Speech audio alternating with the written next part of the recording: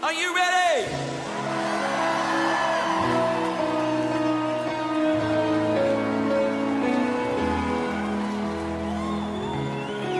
Oh, we're going to celebrate the goodness of God tonight.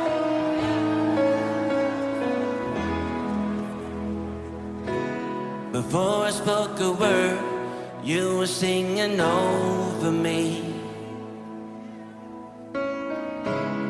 You have been so, so good to me.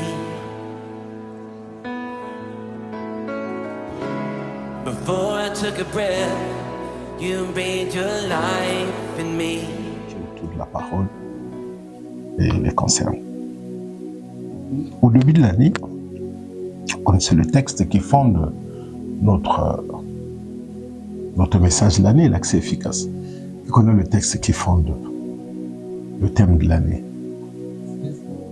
2 Corinthiens 16, verset 9. Voilà. Ça, c'est quand, si vous avez bien suivi ma prédication du 31 décembre, dans ce texte de 2 Corinthiens 16, verset 9, Paul est en train de parler de son projet, de se rendre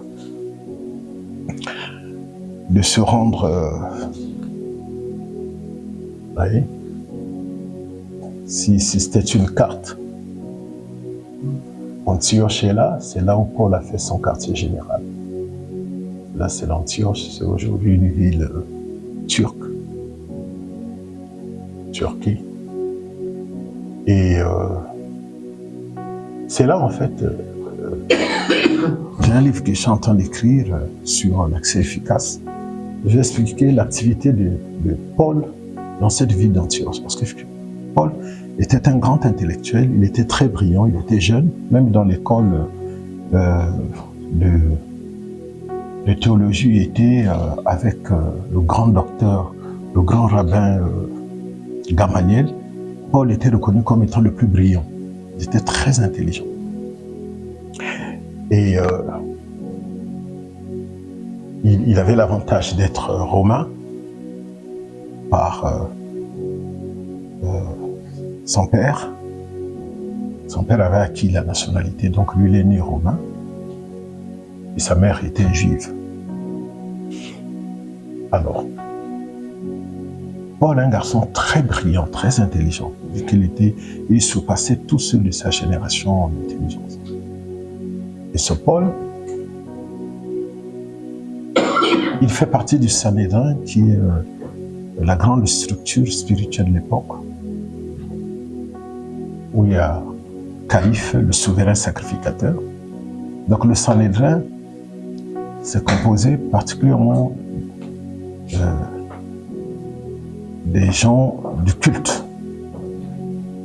Et puis, en dehors du Sanhédrin, il y a un organe qui est un peu politique, c'est les pharisiens. Les pharisiens, c'est un peu comme chez les catholiques aujourd'hui, les jésuites. Donc c'est la crème intellectuelle.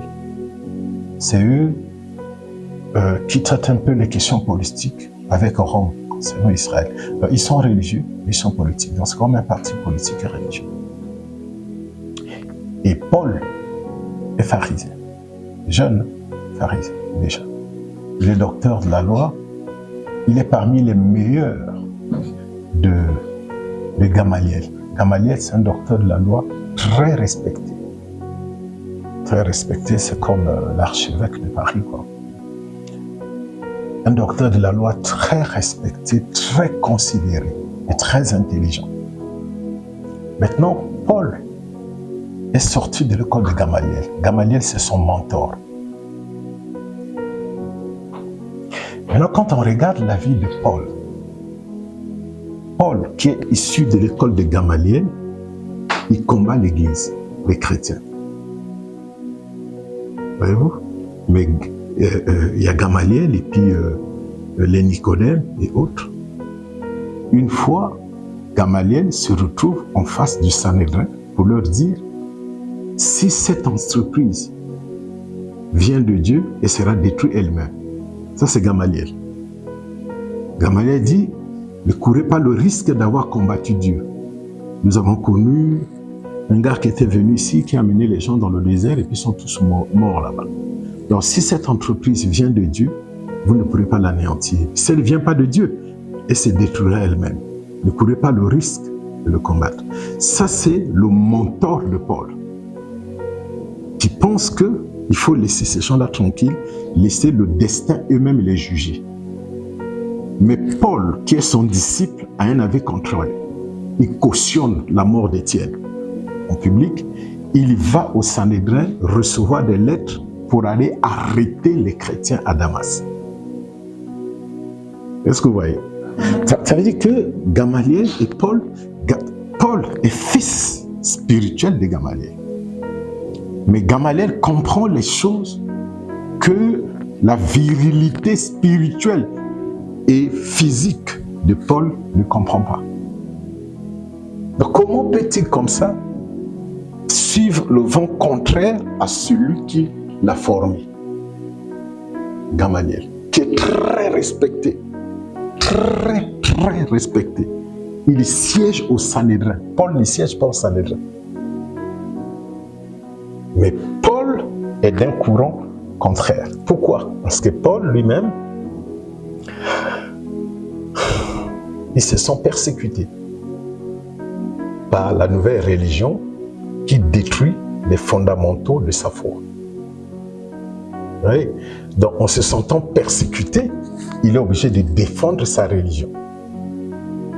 Lui, le persécuté, en fait, c'est-à-dire que quand vous vous mettez du côté de Paul avant sa conversion, il persécute. C'est-à-dire que l'Église, les chrétiens persécutent les fondements qu'il a reçus depuis son enfance par Gamaliel et autres. Ils se sont persécutés.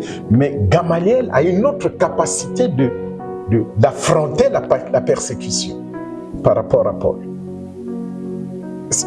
La vie chrétienne, nous avons toujours des gens comme ça, même dans les milieux religieux, qui pensent qu'ils peuvent aider Dieu dans sa façon de faire.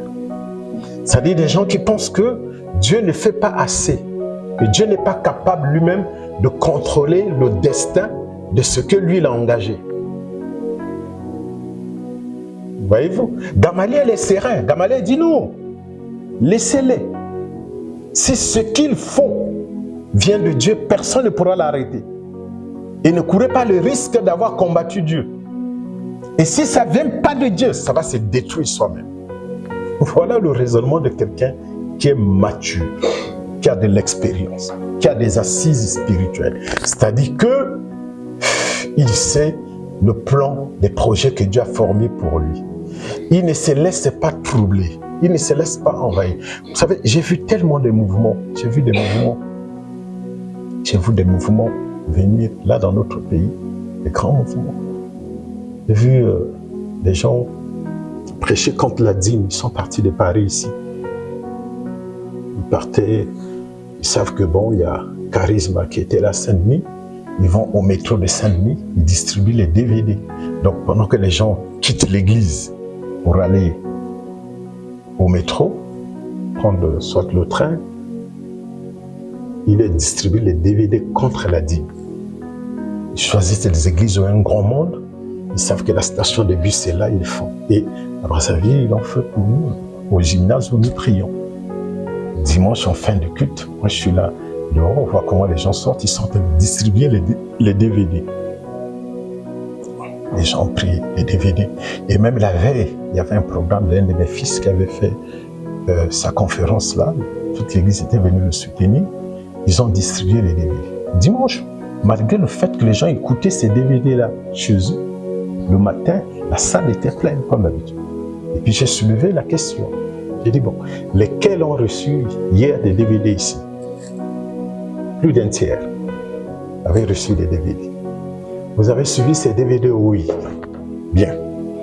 Maintenant, celui qui pense que ce qui a été dit dans ces DVD est vrai et qui ne peut pas payer la dîme, la porte est là, qui se lève, qu'il parte.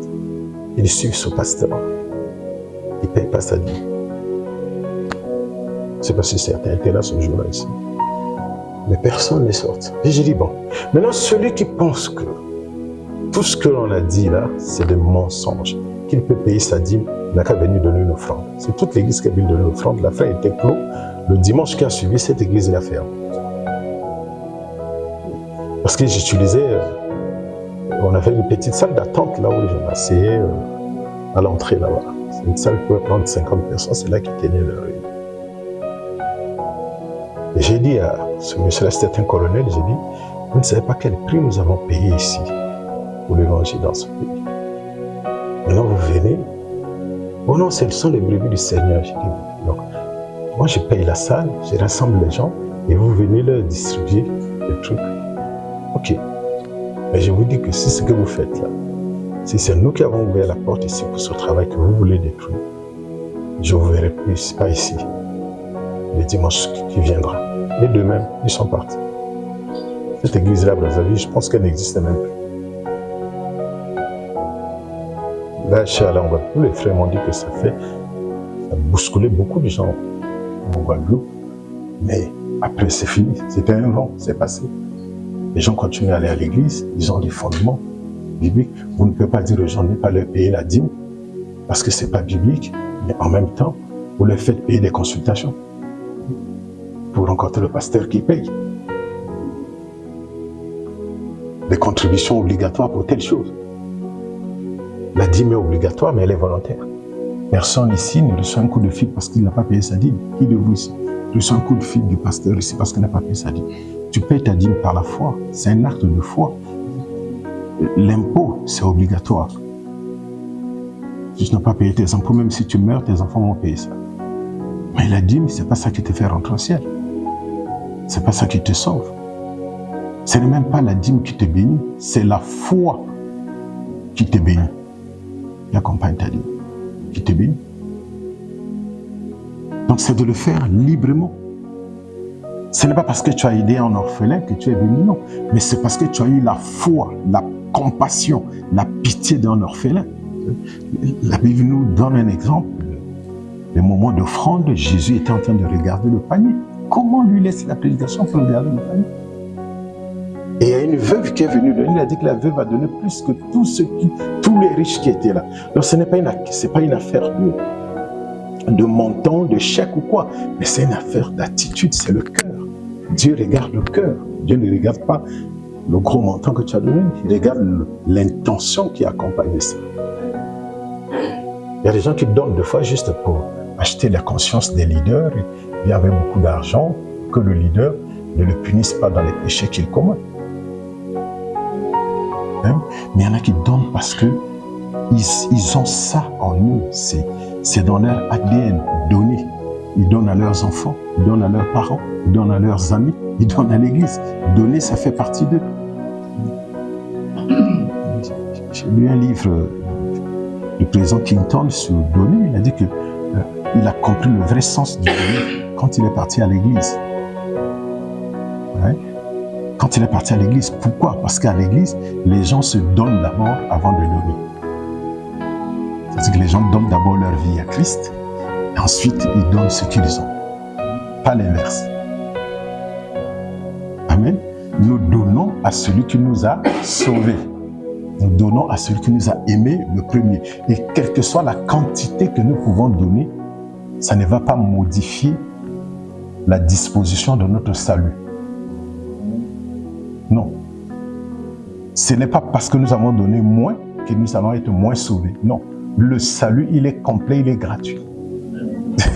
Maintenant, c'est la conséquence du salut qui t'amène à venir aux nuits de prière, à venir écouter la parole, à adorer Dieu, à faire les offrandes, à faire les aumônes, à donner les dîmes. Tu fais tout ça parce que tu es sauvé. C'est bon pour tout le monde? Amen. Et donc, c'est là que Paul, qui se sentait persécuté, dans la colère, parce qu'on a touché à sa religion, on a touché aux fondamentaux, on a touché à sa foi. Il dit, je vais finir avec ces gens-là, avec cette rage-là. Il part et puis clac, il rencontre le Seigneur. Il appelle Paul. Paul dit, qui es-tu, Seigneur? Il dit, je suis Jésus que, quoi? Jésus que tu persécutes. Donc, Lui, vous voyez comment ce mot sonne dans ses oreilles? Jésus n'a pas choisi n'importe quel mot. Parce que Paul se sent persécuté. Il parle de la persécution. Il dit, je suis Jésus que tu persécutes. Quoi? Moi qui me sens persécuté, tu penses que je te persécute? Et donc, ça fait un électrochoc en lui. Il dit, quoi? Donc, Jésus là, il se sent persécuté. Il sait ce que c'est que la persécution. Il sait que la persécution peut amener, c'est-à-dire, victime de la persécution, peut amener, quand tu as le pouvoir, n'est-ce pas, de tuer les gens, comme il a fait pour Étienne. C'est lui qui a cautionné. C'est-à-dire que quand la personne est morte, tu dois amener des preuves de sa mort. C'est lui qui a amené ça au Sanhédrin pour dire il est mort. Le comportement d'un persécuté. Mais comment? Moi, le persécuté, je sais ce que c'est. Et toi, tu dis que toi aussi, tu es persécuté par moi. Oh, ça tournait dans sa tête. Vous savez qu'après ça, il a pu aborder la question des persécutions. Il dit, je suis Jésus que tu persécutes. Il te sera difficile de résister contre les aiguillons. Comment tu vas lui donner des coups de poing contre les aiguillons? Tu ne vas pas tenir. Ça sera difficile ta façon de faire. C'est-à-dire qu'en fait, autant toi tu as le pouvoir politique de mettre les gens en prison, autant moi j'ai le pouvoir de la nature pour te compliquer la vie. Il te sera difficile. La personne qui lui parle, il ne le voit pas. La personne s'est juste présentée. Je suis Jésus que tu persécutes. Qu'est-ce qui lui prouve que c'est Jésus? C'est son esprit qui a vu et qui a entendu. Parce que l'esprit de l'homme connaît l'homme. Et l'esprit de l'homme connaît l'esprit de Dieu. Parce que c'est de là qu'il est tiré. Hein? Donc, il n'a pas dit, oh, si tu es Jésus, fais ceci. Il ne le voit pas. Il entend seulement la voix. Et quand il entend la voix, mais son esprit voit celui qui parle. Et son esprit, on lui connaît cette voix-là qu'il a créée. Il te sera difficile de jamais contre les aiguillons, Paul. Les gens qui étaient autour de lui l'ont vu tomber. Ils entendaient quelqu'un parler, mais ils ne distinguaient pas ce qui se disait. Il n'y a que Paul qui comprenait ce qui se disait. C'est exactement ce qui s'est passé entre lui et Gamaliel. Gamaliel, c'est le grand leader qui comprend les choses que lui, enfant, ne comprend pas. Amen. Donc même pendant qu'on prêche, chacun comprend selon sa maturité, selon sa relation personnelle avec Dieu. Il comprend la parole. Il comprend les païens différemment. Il comprend les sans-dieux différemment par rapport à sa maturité. Il ne cède pas aux provocations parce qu'il sait que la provocation va l'amener à tel problème, à telle situation où sa foi risque d'être mise en cause, où son identité chrétienne risque d'être mise en cause. Donc, il se tait seulement, il ne dit rien. Et vous savez, il y a des gens qui n'aiment pas qu'on les provoque. Hein? Tu gardes même mal ta voiture. Il faut voir ça. Il a même envie que le ciel tombe sur toi. Avant de venir ici, j'avais rendez-vous avec un jeune, le fils, un des pasteurs que j'encadre. Il voulait que je donne des rendez-vous, je donne des conseils à son fils qui est dans une phase où il a besoin de conseils. Donc on s'est donné rendez-vous à la gare de Bercy, à la gare routière. Donc je suis arrêté quelque part, juste à la sortie du parking. Je me suis arrêté à qu'on parle rapidement parce qu'il était déjà 15h moins 10, qu'on parle rapidement pour qu'à 15h30, je puisse quitter, venir ici. Parlions. Et puis, les gros bus là, les Flixbus là, qui voulaient sortir. Et j'ai gêné le passage. J'ai démarré la voiture ne veut pas démarrer. La voiture me dit que non, ma boîte de vitesse est défectueuse. Oh, comment tu choisis de vivre? C'est le mot ici. J'ai fait là, et le chauffeur là, il sort. Oh là là. Ça dit qu'il alerte le ciel, les anges, tout le monde il alerte. Il dit, bon, là, on ne va pas bouger. Donc, allez, il attire l'attention de tout le monde. J'ai dit, monsieur, ça ne démarre pas. Et j'étais calme parce que je savais que celui-là, si je fais comme lui, la police va arriver Et le culte là-bas, je vais être absent. Quand je sais que je dois aller au culte, Dieu va trouver une solution à ça. J'ai demandé au jeune homme, va pousser un peu, j'espère que ça va aller. C'est une voiture automatique. Pas moyen de mettre l'embrayage. Il dit, va pousser un peu, je vais essayer. Il essaie un peu de pousser. Mais il faut voir comment le gars était rouge, il était en colère. Donc, il parle, il veut que les passagers qui sont dans le bus, là, puissent me voir et que c'est moi qui retarde leur voyage. Mais j'étais calme, calme. Puis la voiture s'est déplacée. Il a klaxonné, il est parti. Et puis après, la voiture a démarré. Je ne sais même pas pourquoi elle a fait ça. Mais en fait, j'ai dit non, je dois arriver à l'église. Il faut que j'arrive à l'église. Il y a l'accès efficace pour quelqu'un. Il faut que j'arrive. Mais ça, je vous explique comme ça, mais il fallait vivre ce que ce monsieur voulait créer comme scandale. Parce que ça klaxonnait derrière. Mais je n'ai pas fait exprès, la voiture ne démarre pas. J'ai beau lui expliquer que la voiture ne démarre pas. Il veut certainement me dire que ce n'est pas son problème. Et ce n'est pas sa voiture. Et il y a des gens qui ne sont pas prêts à compatir avec vous. Ils ne sont pas prêts à être avec vous pour que vous retrouviez, n'est-ce pas, ce que vous avez besoin dans votre vie. Oui. Et donc, pour Paul, les coupables doivent mourir comme Étienne. Mais sauf que lui, l'autre ne l'a pas tué, l'autre l'a transformé. Lui, le persécuté, il tue. Mais Jésus, le persécuté, ne tue pas, il transforme. Il tue l'ancienne nature pour donner la nouvelle nature. Amen. Et quand Paul se relève, il se met maintenant du côté des chrétiens, mais Gamaliel n'a pas changé. Parce que Gamaliel avait déjà compris les choses avant lui. Alléluia. Maintenant, lui, tu se retrouves de l'autre côté. Le camp où il était cherche maintenant à le tuer. Et du coup, Paul a changé d'attitude parce qu'il a mûri. Parce qu'il a mûri, il change d'attitude, il comprend mieux les choses, on veut le tuer, il va se cacher, il arrive quelque part, il y avait les scribes et les sadducéens. Alors, les scribes, c'est eux qui écrivent. Avec les sadducéens, les scribes, les deux, il y a un groupe qui croit à la résurrection des morts et un autre groupe qui ne croit pas à la résurrection des morts. Et Paul a compris que dans cette affaire-là, il faut que juge de sagesse. Alors quand on lui dit, pourquoi on t'a amené ici? Il dit non, je suis ici parce que je crois à la résurrection des morts. Le groupe de la résurrection des morts a laissé Paul maintenant s'est attaqué à l'autre. Alors, vous voulez tuer notre intérêt. Et donc, quand il est devenu sage par l'esprit, il a commencé à échapper à beaucoup de choses. Amen. Il a commencé à échapper à beaucoup de choses. Et c'est comme ça qu'il va prendre, lui, comme il était très intéressant, très intelligent, Paul ne choisissait que les grandes villes. C'était un homme des villes cosmopolites. Il aimait des villes où il y avait la grande attraction culturelle. Et Antioche était l'une des villes, comme mon livre sortira, vous le lirez, c'était l'une des villes où il y avait une grande attraction culturelle, où il y avait plusieurs courants idéologiques. Et Paul aimait ça. Il partait affronter ce genre de courant.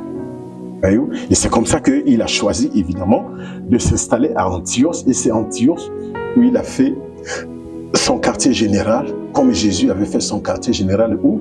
À Capernaum. Amen.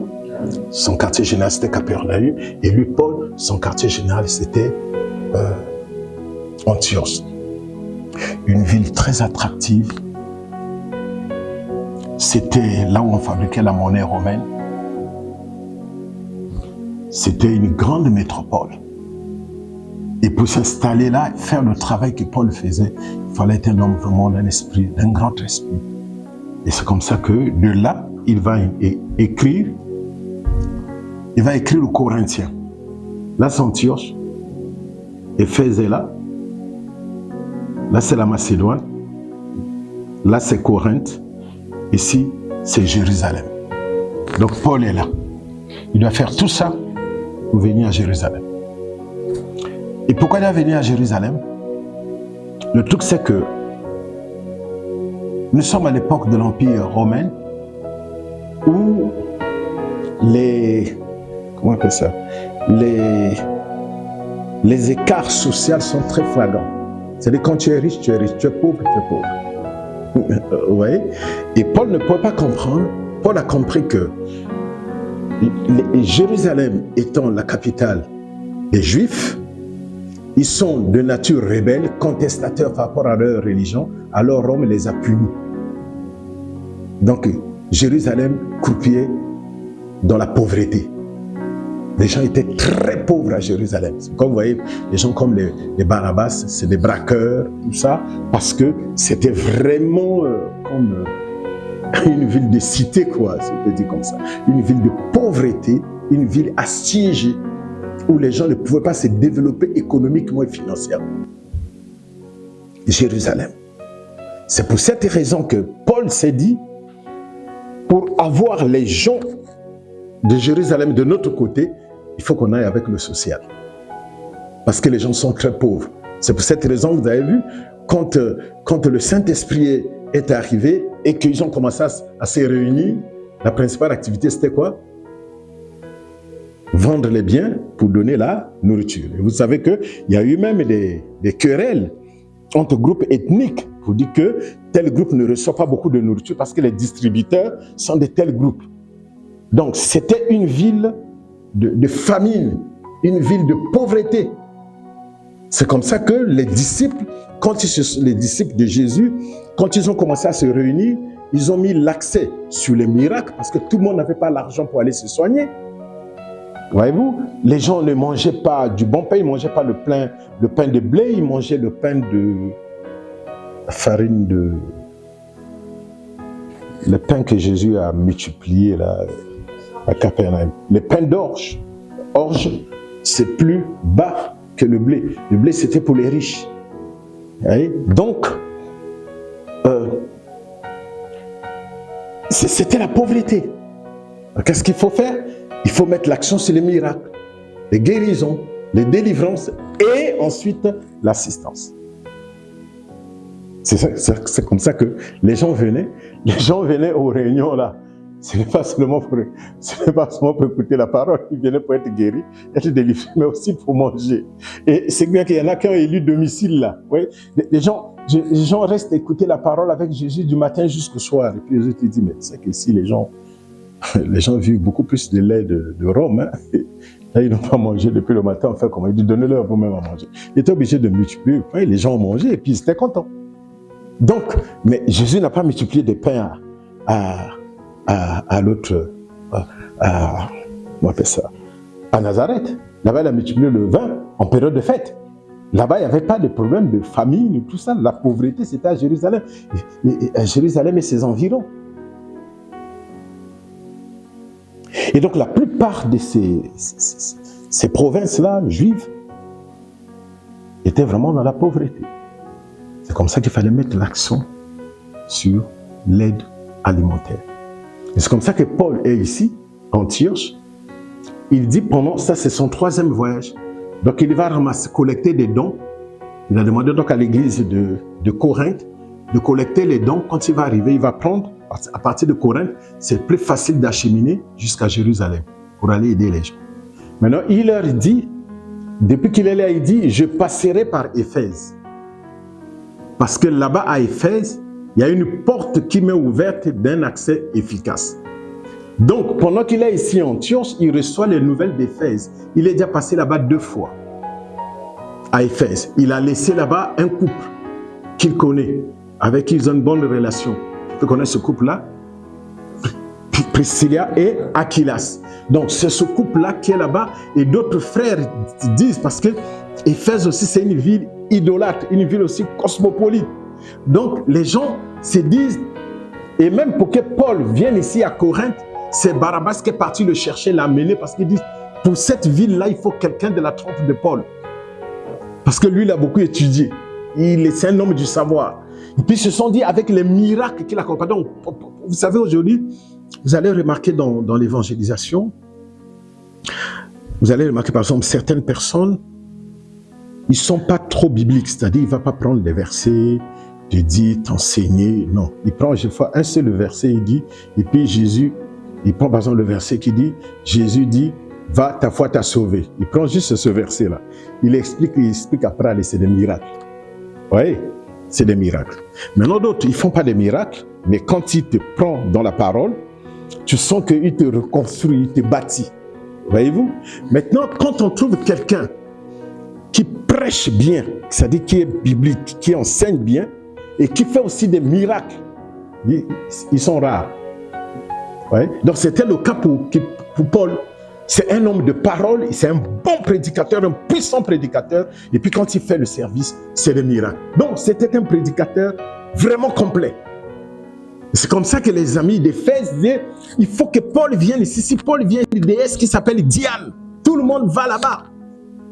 Il y a des gens qui font des miracles là-bas de toujours. Mais si Paul vient ici, toutes les philosophies là, il va les renverser. Et puis les miracles aussi, il va les renverser. Donc il faut que Paul vienne. Alors, il dit aux gens de Corinthe, peut-être que je vais un peu traîner à Éphèse, parce que là-bas, il y a une grande porte. En fait, ce qu'il appelle porte d'accès efficace, c'est-à-dire c'est des opportunités à ne pas rater. Il faut que je saisisse cette opportunité. Amen. Et nous allons voir, quand il est arrivé à Éphèse, ce qui s'est passé. C'est dans Actes chapitre 19. C'est l'accomplissement de ce qui est annoncé dans 1 Corinthiens, le chapitre 16, verset 9. Acte 19, à partir du verset 1.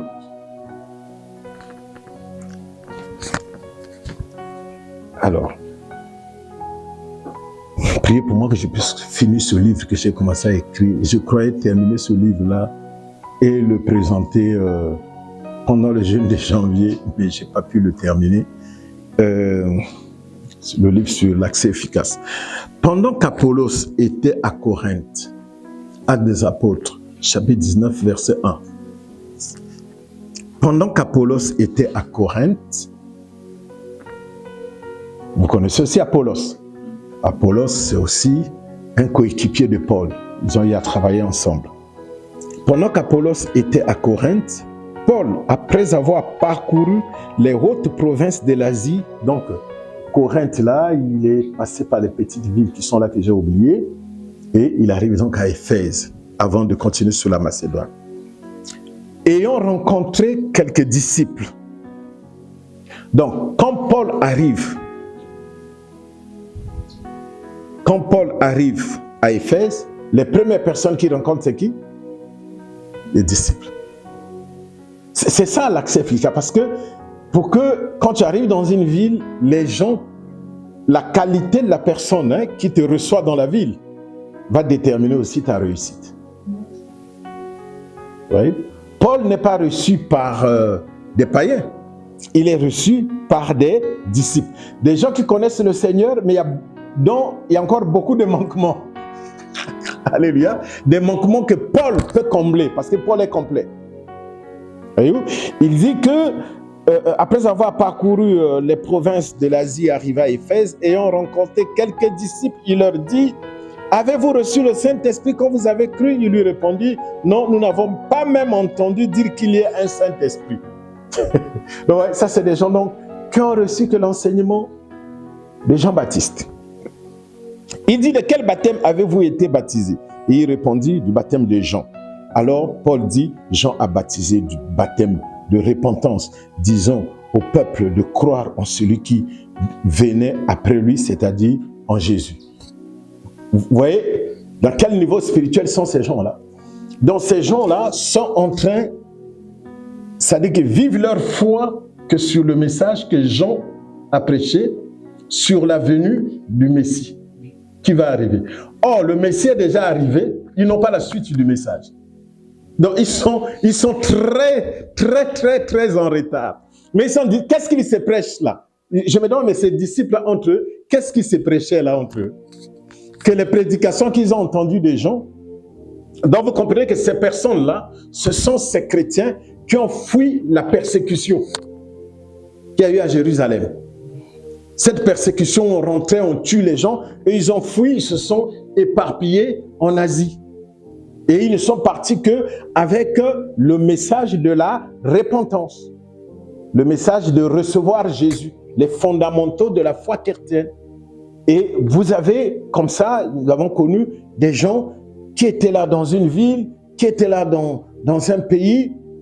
Il a reçu juste le premier enseignement, on l'a baptisé, il a reçu les affermissements, on l'a baptisé, fini, on l'a fait aller travailler quelque part. Il arrive là, dans une ville où les gens ne connaissent pas le Seigneur. Il devient prédicateur, mais qu'est-ce qu'il va prêcher? Il va prêcher que les affermissements qu'il a reçus. Alléluia. Il va prêcher que ça, et quand on va lui poser certaines questions, il ne peut pas amener les gens au-delà de ce qu'il est lui-même. Et j'ai vu ça dans beaucoup de pays où je suis parti. Tu causes avec le frère qui est là, responsable de l'église, il dirige l'église, il a du monde. Mais tu parles avec, tu sens que, mais il n'a rien.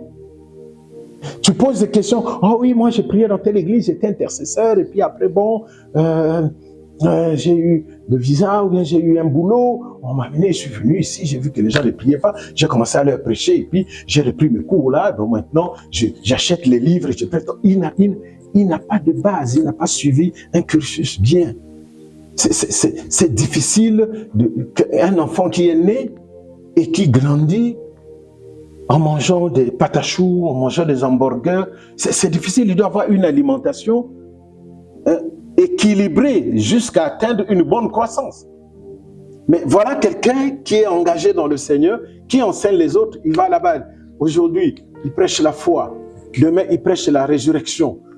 Le dimanche qui suit, il prêche le retour de Jésus. L'autre dimanche qui vient, il prêche la guérison. Donc les gens sont totalement embrouillés. Alléluia. Et ces personnes, j'en ai rencontré plusieurs. J'ai dit vraiment, papa, j'ai besoin que tu m'encadres, j'ai besoin que tu m'aides. Et on les a aidés. On leur a donné des documentations. On dit, lis ça. Regarde même la Bible, tu dois lire comme ça de manière thématique. Tu dois rester. Aujourd'hui, il y a beaucoup de Bibles d'études. Aujourd'hui, en ligne, il y a beaucoup de choses que tu peux mettre. Suis une formation équilibrée et continue. Si tu veux développer ta foi, lis sur la foi sur ce que tu finis. Après, tu passes à autre chose. Et lis aussi la Bible elle-même, de la Genèse jusqu'à l'Apocalypse, de manière à la terminer. Comme ça, tu as une idée générale de la Bible. Ensuite, tu te concentres sur les évangiles. Alors, tu commences par l'évangile. Généralement, on propose l'évangile des gens parce que ça parle de Jésus-Christ en tant que Dieu, parce qu'on est sauvé. Tout ça, tu commences par Jean, après tu prends Matthieu, après tu prends Luc, Marc, tu finis, et puis après tu relis, après tu pars à Genèse, tu lis tout pour comprendre ce qui a été dit dans les évangiles, et puis après, tu reviens sur les évangiles. Et les épîtres, ainsi de suite. Sinon, ça va être très difficile. Aujourd'hui, tu lis 1 Chronique, chapitre 28. Après, demain, tu lis Apocalypse 22. Déjà, tu ne comprendras rien de ce dragon, tout ça. Tu n'as jamais vu un dragon. Et puis après,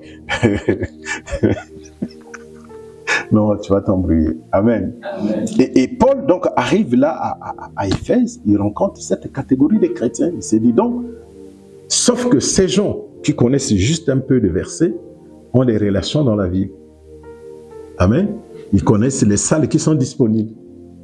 Ces gens-là, ils connaissent la cartographie de la ville. Ils connaissent les courants idéologiques.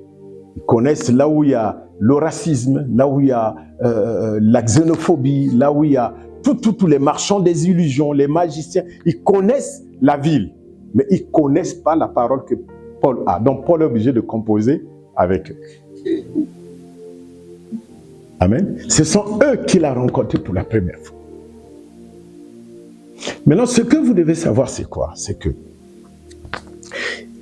quand vous êtes parents, que ce soit spirituel ou biologique, il y a des combats que vous ne devez pas laisser à vos enfants parce que vous les avez déjà remportés. Vous devez laisser à vos enfants des victoires. Sur ces victoires-là, ils vont maintenant combattre leur propre combat. Est-ce que je me fais comprendre? Donc, il y a des choses pour lesquelles j'ai remporté les victoires dans le ministère. Et ça devient un héritage pour chacun de vous.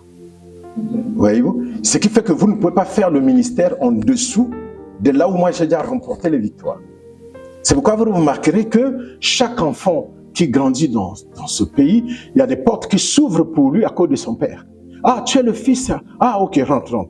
ton père, on était bien, on a été avec lui au collège, on s'est retrouvés jusqu'à l'université. Mais c'est le parcours de ton père qui t'amène au niveau de cet homme-là. Donc cet homme-là ne va plus te considérer comme un enfant du collège, il te considère comme le fils de son ami avec lequel ils ont atteint les sommités de la vie. Et il va t'aider dans cette dimension. Voyez-vous? C'est pourquoi vous allez voir, il y a certaines églises, ceux qui les ont fondées sont morts. Ceux qui restent là, ils ne font que gérer, mais l'église ne s'éclate pas. Parce qu'ils ont déjà remporté des victoires, ils ont amené déjà leur ministère à un certain niveau donné. Ça c'est très important. Aujourd'hui, vous ne pouvez plus aller vous battre comme moi je me battais à Brazzaville quand j'ai commencé Bethany, c'est impossible. Il y a des victoires que j'ai déjà remportées pour vous, pour que vous fassiez le ministère à une autre dimension. Parce que Dieu m'a fait grâce de parler à toutes les couches sociales, jusqu'aux autorités, jusqu'aux chefs d'État, et vous devez rentrer dans cette dimension-là. Amen. J'ai vu des miracles, j'ai vu les gens jeter les béquilles, j'ai vu les gens les yeux s'ouvrir dans mon ministère, et vous pouvez le reproduire. Parce que, en fait, je suis rentré dans ce compartiment de la grande salle du trône de Dieu. Je suis rentré dans ce compartiment et j'ai ramené les grâces. Alléluia. Et qu'est-ce que vous remarquez? Jésus, c'est le père spirituel, on peut dire, de Paul. Quand Jésus commence son ministère, il n'a personne. Vous comprenez? Quand Jésus doit commencer son ministère, il n'a personne. Il va chercher des gens. Et puis il va au bord de la mer, il voit les gens pécher. Il dit, hey, ça va? Allez, viens, suis-moi, je vais faire de toi pécheur d'hommes. Mais Paul ne peut plus faire ça parce que Jésus a déjà fait pour lui. Donc quand Paul arrive, il trouve déjà des gens qui sont là. Voyez-vous, Paul ne peut plus aller chercher des gens parce que Jésus a déjà cherché des gens pour lui. Alléluia. La Bible dit que lorsque tu marches avec Dieu, tu trouves des choses déjà faites. Des choses que Dieu a préparées pour nous, pour que nous les pratiquions. Jésus est allé chercher des gens pour les convertir, les former et en faire des collaborateurs. Mais Paul, il vient trouver des gens que Jésus a déjà touchés. Et c'est avec ces gens-là qu'il va commencer le ministère. C'est ça. C'est ça la grâce que le Seigneur fait. Amen. Mieux encore, regardez. Quand vous lisez le verset 7, le verset 7, ils étaient environ combien? Lisez le verset 7. Ils étaient environ combien? Voilà. Donc Jésus a travaillé plusieurs mois pour avoir 12. Mais lui, en un jour, il a trouvé 12. Comme son Seigneur. Alléluia. Vous voyez la grâce d'avoir un père? La grâce d'avoir quelqu'un qui t'a appris quelque chose. Donc, Jésus a dû chercher. Il en a eu 70. Et maintenant, dans les 70, il va faire un tri. Il dit, bon, celui qui ne mange pas mon corps, ne boit mon sang. Il dit, mais moi, mon père, c'est un sorcier. Mais jamais dans son cannibalisme, il m'a enseigné à boire le sang de quelqu'un, ou à manger la chair humaine. Tu peux rester avec ça. De toute façon, les courants religieux, il y en a. Combien? 58 sont partis. Il est resté avec 12. Mais Paul n'a pas fait ça. Il est arrivé, les 12 étaient déjà là, il attendait. Oh, que Dieu te bénisse. Tu vois, l'accès efficace, c'est aussi la grâce du Père qui peut reposer sur toi. Voyez-vous, la grâce de ce que Jésus a déjà remporté aussi qui peut reposer sur toi. La grâce que tes parents aussi ont prié qui peut reposer sur toi. La grâce que tes enfants aussi vont retrouver dans leur vie parce que toi, spirituellement, tu as remporté aussi des victoires. Tes enfants vont trouver des choses déjà faites parce que papa, maman, tonton, oncle, ceci, qui m'a élevé, qui m'a montré le chemin de Dieu, avait déjà remporté la victoire. C'est clair pour tout le monde? Amen. Voici l'accès efficace. Donc, il rentre dans la ville, non pas en train de chercher les gens, mais il trouve les gens. Je prie Dieu que l'accès efficace pour toi soit aussi l'opportunité où tu trouves les gens dont tu as besoin. Donc, les autres sont en train de chercher les gens, toi, les gens t'attendent. Amen. C'est extraordinaire. Hein? J'aime beaucoup cette partie. Si vous retrouvez la nuit de prière du 31 décembre, l'année passée, j'étais resté longuement sur ça. J'ai beaucoup aimé ça. J'ai dit, mais c'est extraordinaire. Jésus a passé plusieurs mois pour rassembler des gens. 70, il croyait qu'il avait une bonne... Les gens, ouais, il a du monde. Après, ils sont restés 12. Et sur les 12, il y a même un qui a fait défection. C'est qui? Judas. Ils sont restés 11. Et celui qui l'a remplacé, là, on a parlé de lui seulement le jour de son remplacement. Après, on n'a plus jamais parlé de lui. C'est parce qu'il est devenu Matthias. Alléluia. Mais Paul, mais parce qu'il est sur les traces de celui qui lui a dit, pourquoi me persécutes-tu? Il se retrouve les deux persécutés. Il dit non, maintenant toi tu peux plus te battre pour ça. Moi je me suis déjà battu, j'ai remporté la victoire. Tu vas aller trouver des choses toutes faites. Les gens, je les dispose pour toi. Lorsque les voies d'un homme sont favorables à Dieu, il dispose même ses ennemis à être en paix avec lui. C'est bon pour tout le monde? Amen. J'aimerais prier ce soir.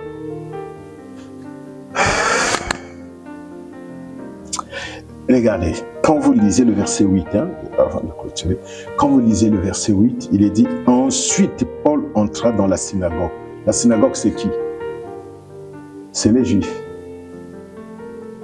C'est les Juifs. Les Juifs en tant que religion. C'est le judaïsme. Il commence d'abord par ceux de sa famille. Voyez-vous? Il commence d'abord par ceux de sa famille spirituelle avant d'aller à la synagogue. Parce qu'il sait que quand il va aller à la synagogue, là-bas, il y aura des hostilités. Mais il lui fallait d'abord une équipe.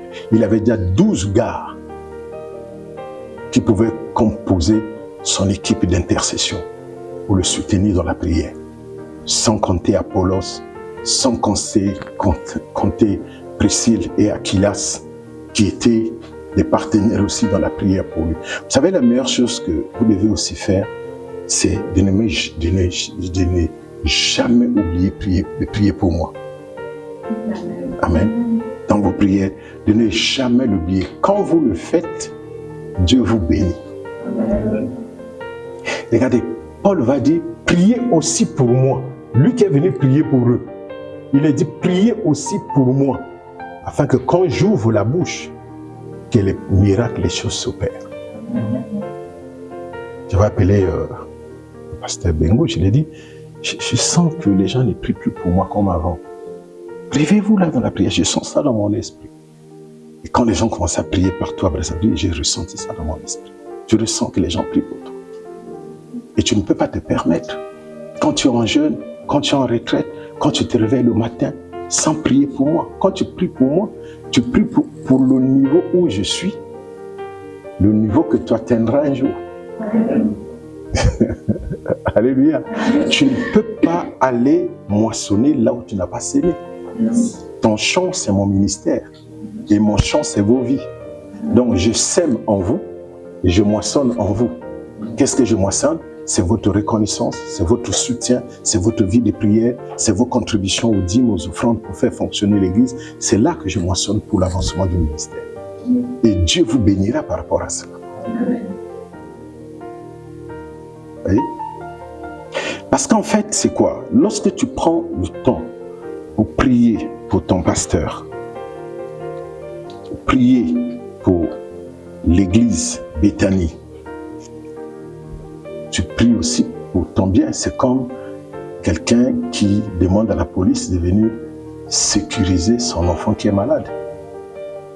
Ou bien, tu appelles les pompiers qui viennent chercher ton enfant qui a fait une crise. Et quand les pompiers arrivent, toi-même tu te cours. On va te laisser pour dire que non, on était venu pour ton enfant. On te prendra, toi et ton enfant, on va vous amener à la fois. Même si ils n'étaient pas venus pour toi. Ou bien c'est eux-mêmes qui vont demander du renfort. C'est ce qui se passe exactement. C'est-à-dire que quand tu pries pour moi, tu pries pour l'Église et qu'une situation t'arrive, c'est cet investissement-là que tu as fait qui va susciter des gens de bonne volonté, de bonne foi autour de toi pour t'ouvrir les portes de la vie. Alléluia. Dieu est merveilleux, qu'il le soit pour toujours, qu'il le soit à jamais. Avec nous, avec les nôtres, avec nos ennemis, qu'il soit à jamais. Qu'il mette sur notre chemin des gens. Que nous puissions trouver sur notre chemin exactement le type de personne que nous avons besoin pour notre vie.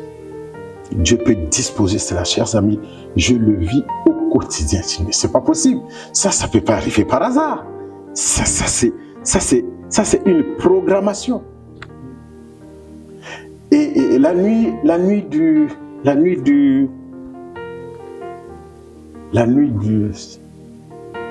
je suis arrivé en Guadeloupe jeudi, j'ai prêché vendredi, j'ai dormi donc la nuit de vendredi à samedi, donc samedi vers 4 heures. Ma chambre, elle est au-dessus, le salon en bas. Et puis, je sens qu'on a secoué mon lit. Je me réveille, je viens en mode 4 heures, je dis oh. Et puis on secoue encore pas. Je dis oh. Bon.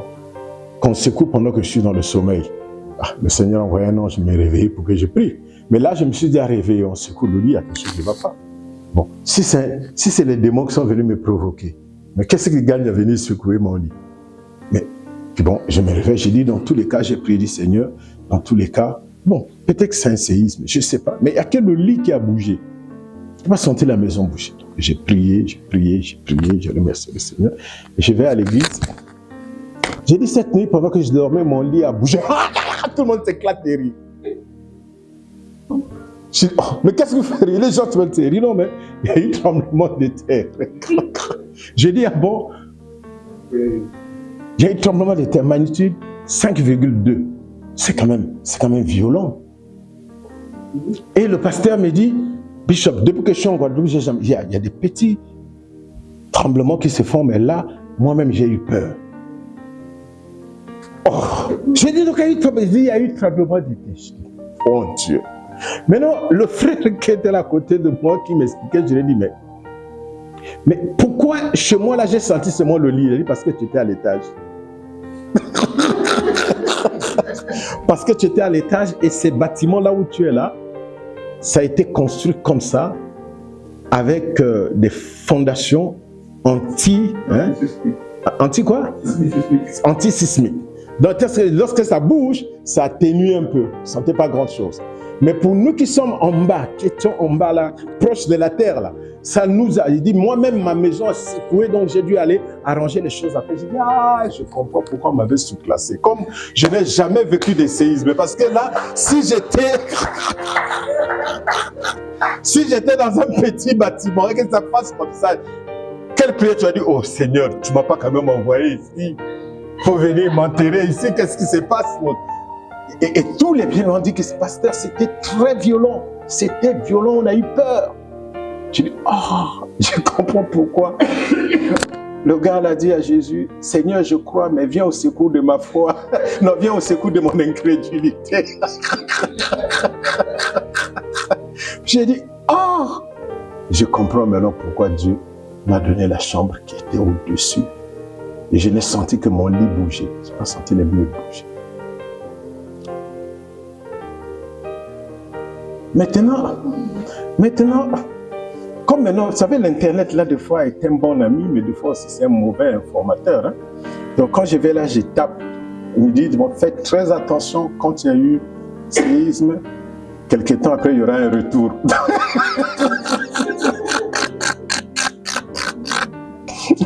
Et j'ai lu ça quand dimanche après le service. C'est dimanche qui mange.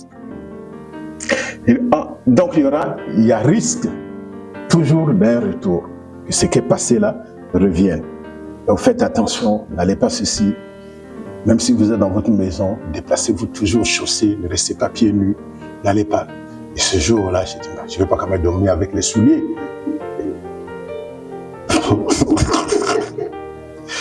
J'ai béni simplement Dieu, j'ai dit, ok, je comprends maintenant pourquoi certaines choses, Dieu les fait.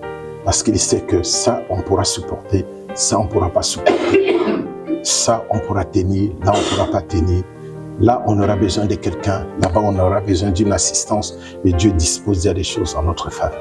Amen. Et ma prière pour ce soir, par rapport au texte de l'accès efficace, c'est que dans ta vie, dans la vie de tes enfants, que Dieu puisse te donner des gens.